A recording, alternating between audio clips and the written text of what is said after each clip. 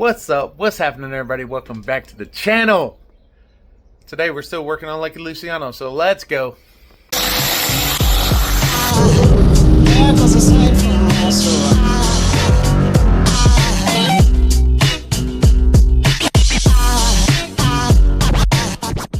Alright guys, last video we got her running.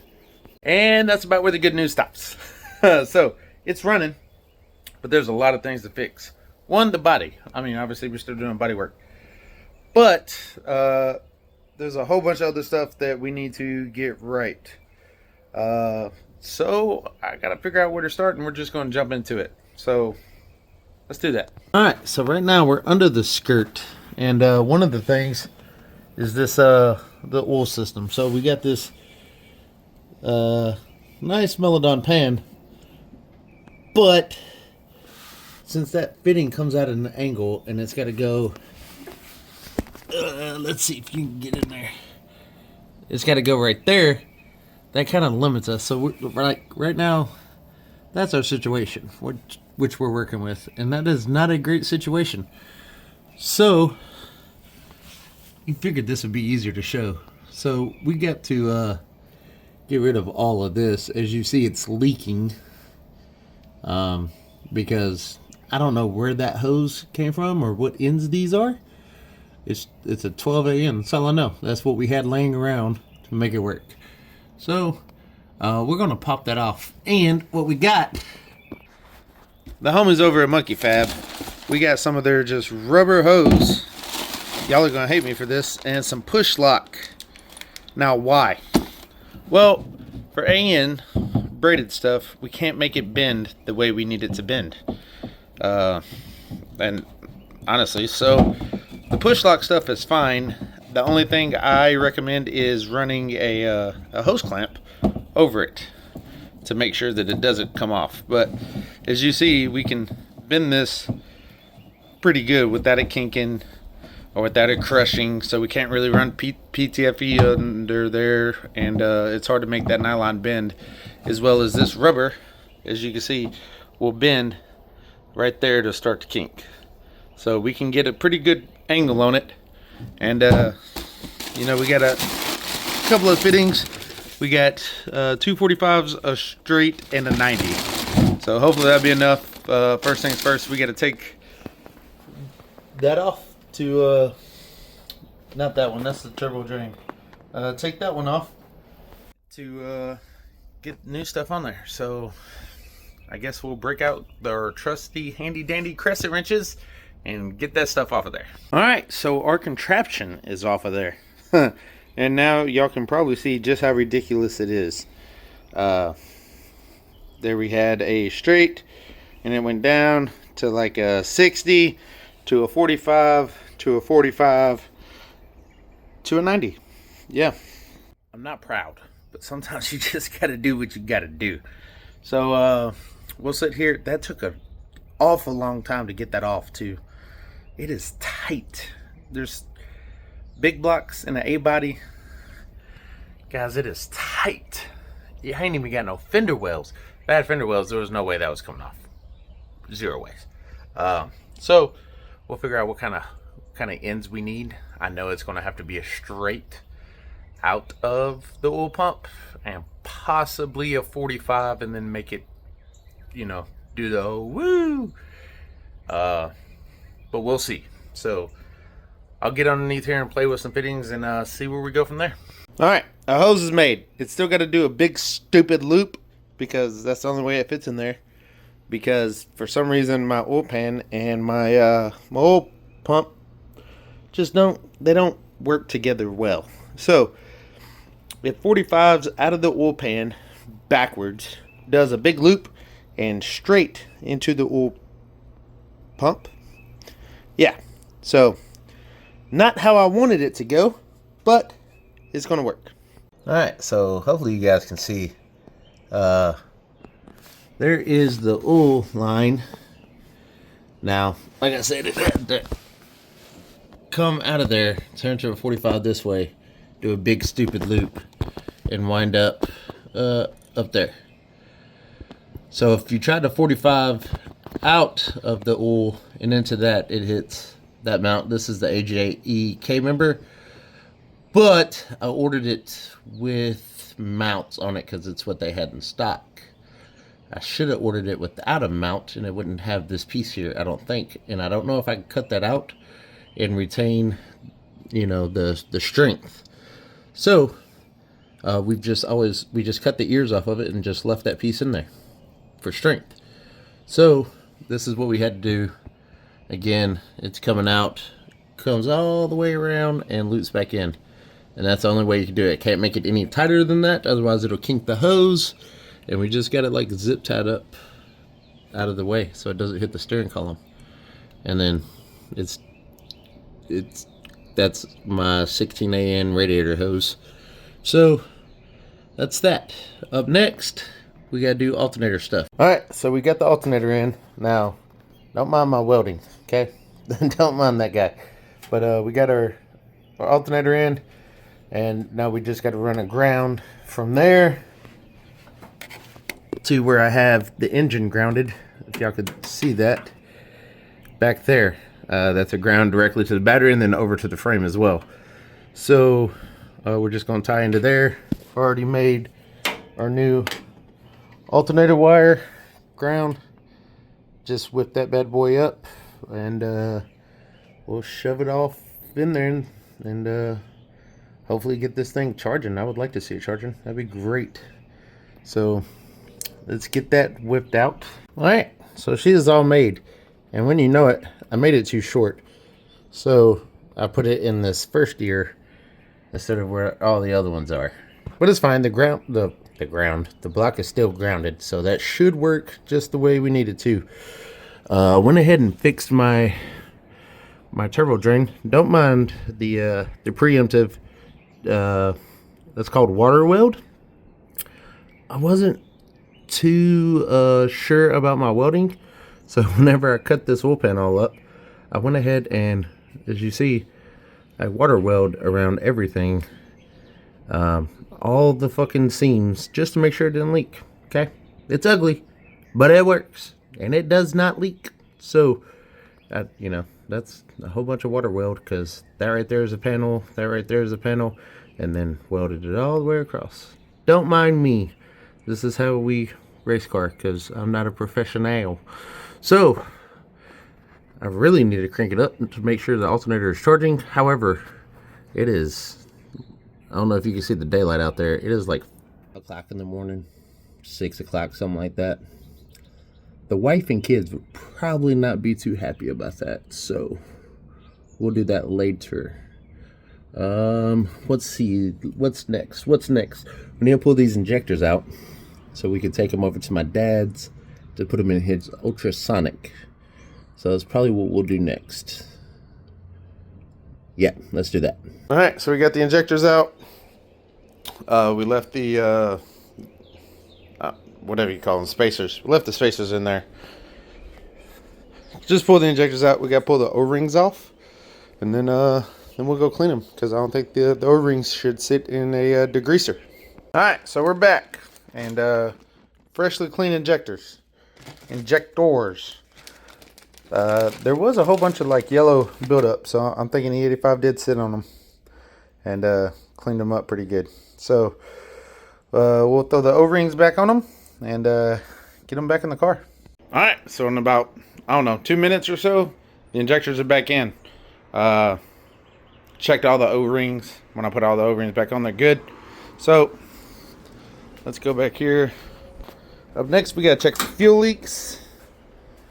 Luckily, we have Holly, so all we gotta do is press the button, and it primes. Turn it off. Give it a few seconds. Turn it back on again.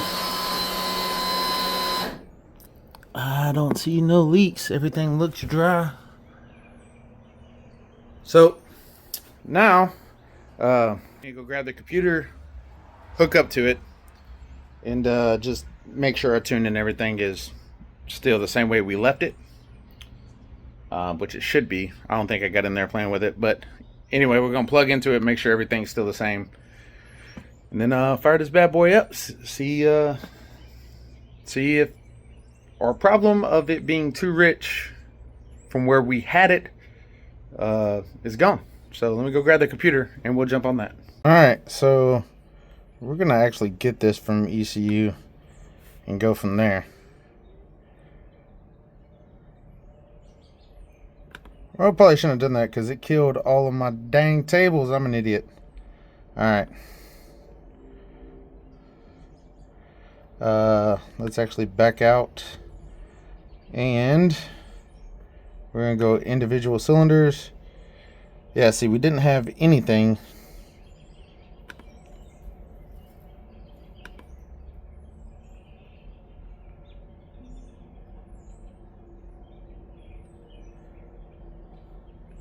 Alright.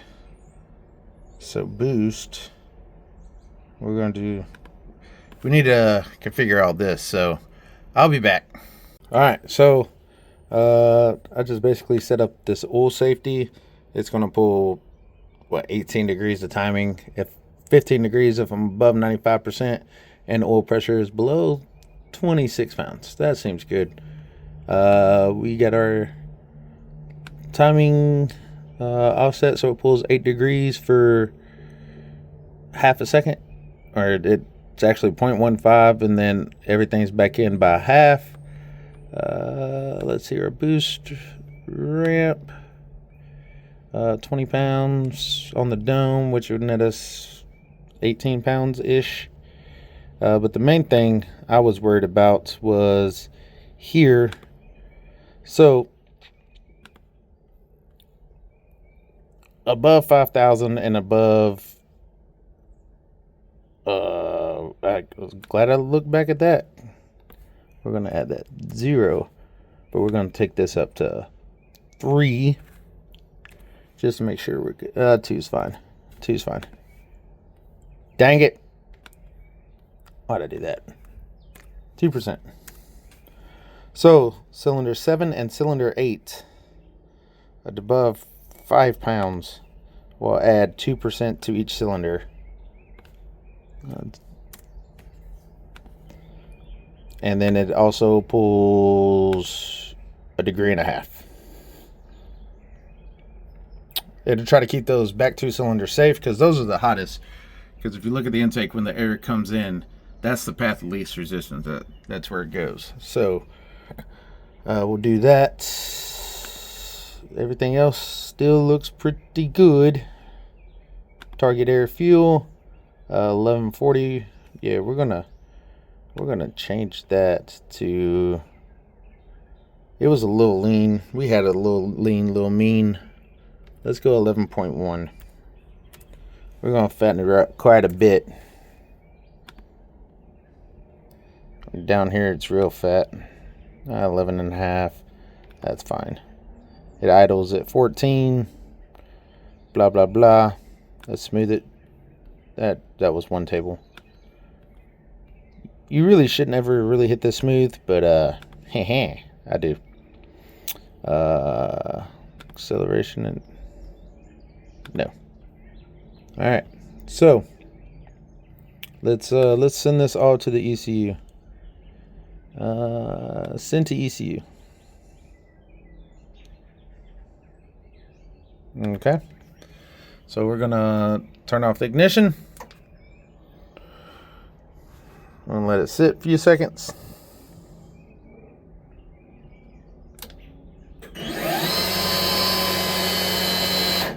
Turn on ignition. All right, let's see what she does.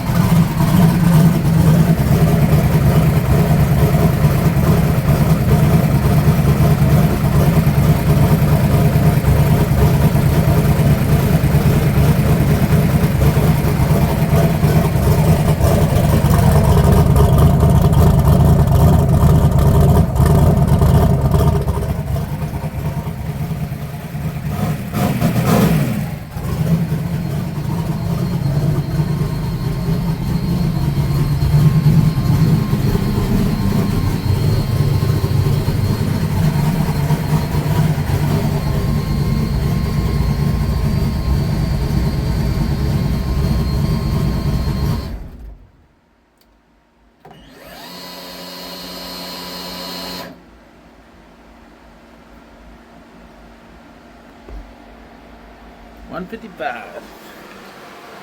Now, I don't know if y'all can tell, we are filling it up with coolant.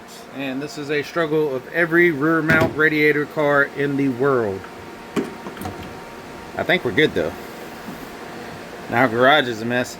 So you have to jack the rear end way up, fill it up back here, and then I take out my temperature sensor and purge the air out of there, and then let it run a few times.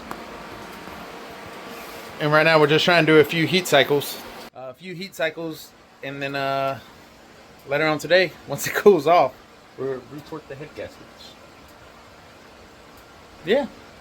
So it's 155 now. We'll let it cool down to about 130, and then crank it up again on the ground and let it get to about 190-ish, and then let it cool down to about at least 130, and then 190-ish again, and then we'll be good. So and then we can retorque the head. Let's see what the temperature of the radiator is.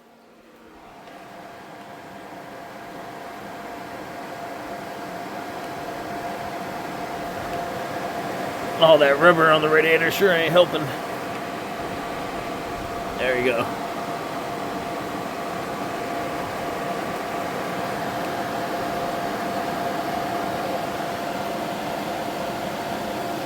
Might get down here and clean that up later, but so still gotta reconnect our anti-roll bar. But that fan sure is putting out a lot. Down she goes, down she goes. Alright, so we're still letting it do a heat cycle. Just running. Let it get up about 180, 185. And let it cool all the way back down. And then tomorrow we'll check the, we'll retorque the head. And then mechanically it should be good.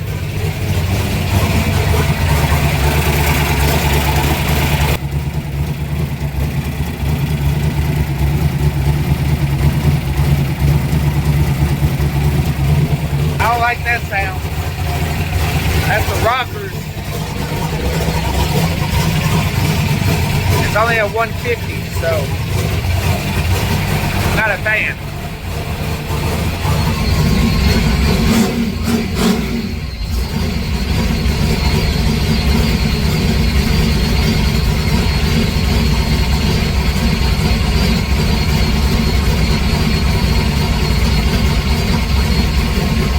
I don't like that sound at all. Alright, so pulled off this valve cover, and I know we heard a noise, and decided to try to see what it was. And I think I know. All those rollers feel good, but whenever it got warm, we started hearing like a noise. Well, how about a vacuum leak? Gosh. Let's see. Yep.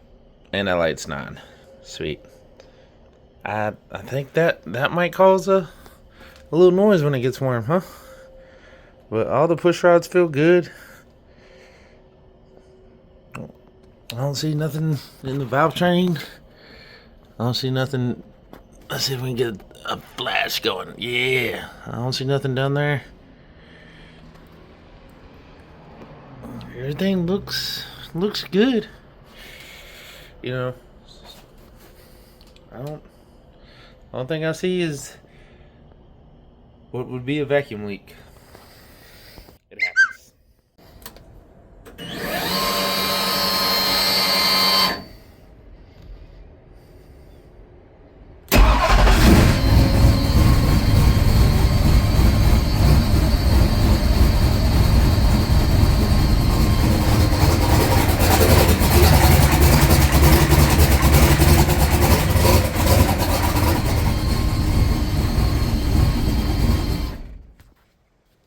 So that's what it was. Just a little vacuum leak. It sounded bad. It sounded like a rocker. Vacuum leaked. It happens. While the car is running great, the reason it's been so long between uploads, guys.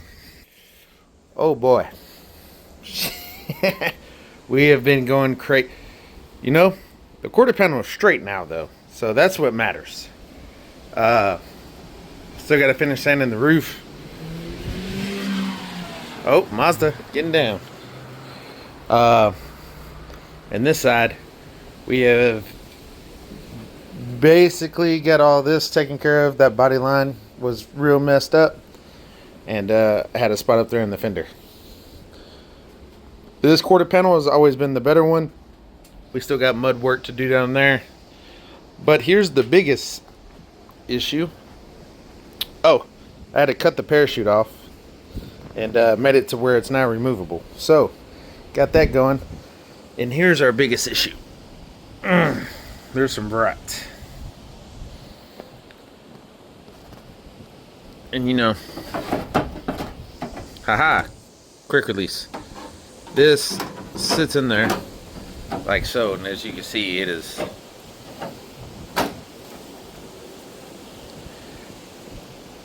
yep. Now, the right way, once again, is to cut this out by a new tail panel.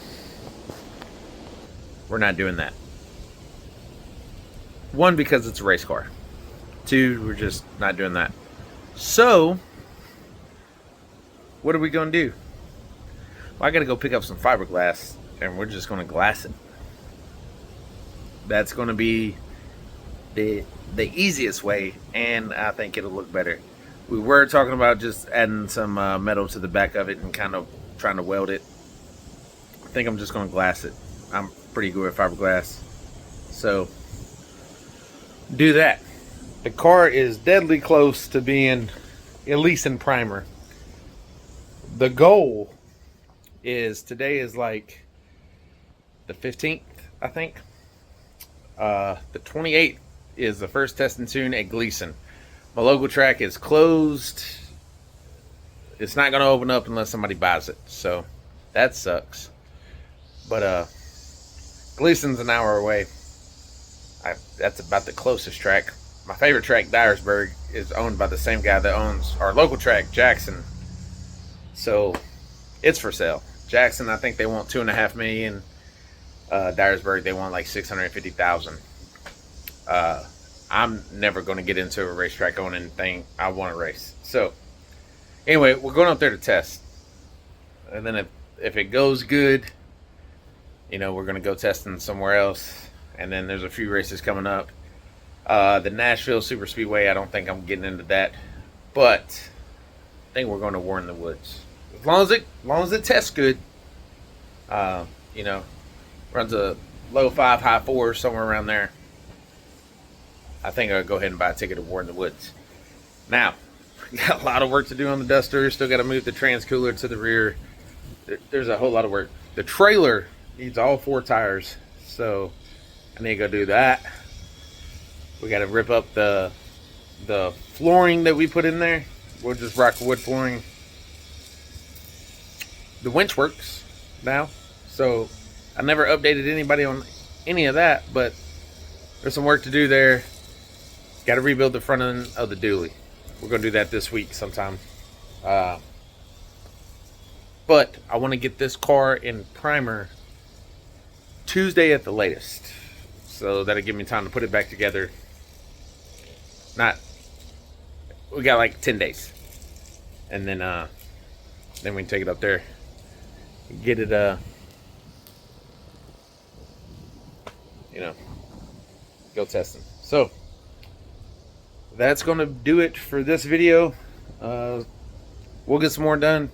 I'm going to leave most of the body work off camera, because unless y'all tell me, to me, I just feel like, it's whatever, it's body work.